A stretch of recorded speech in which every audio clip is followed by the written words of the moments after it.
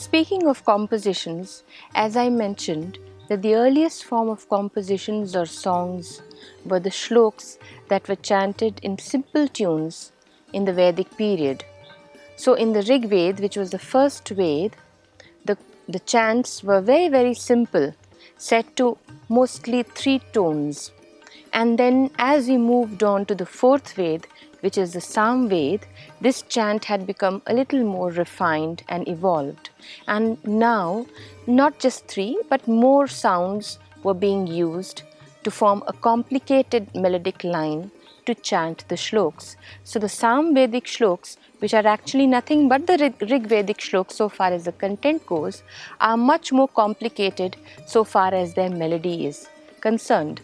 Hence, shlokas were the earliest form of composition. After these came the prabandhs.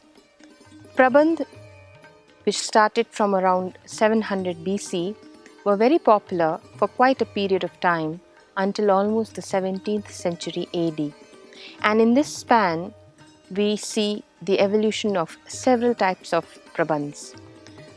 Around 75 varieties of prabandhs have been mentioned by Sharangadev in his Sangeet Ratnakar, which was written in the 13th century. So with this we know that this composition format was a very popular composition format in the later ancient and early medieval India.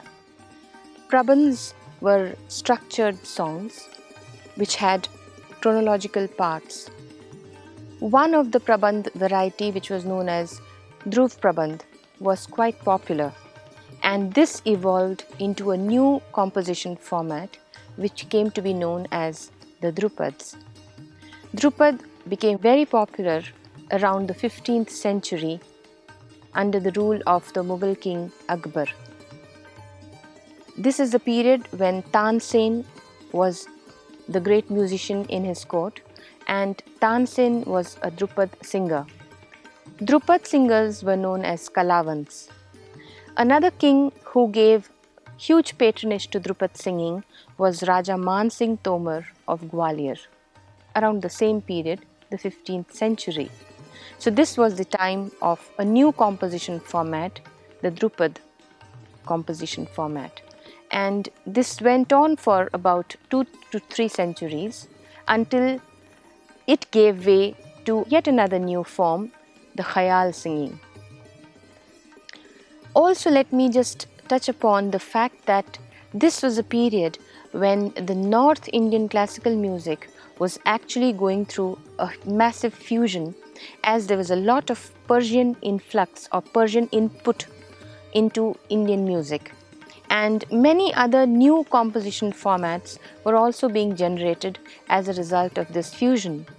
For example, the Islamic devotional singing compositions like the Qawls and the Qawwalis were also becoming very popular in the Indian soil, and these Qawwalis were fusing with Dhrupad and new forms were being derived out of this fusion.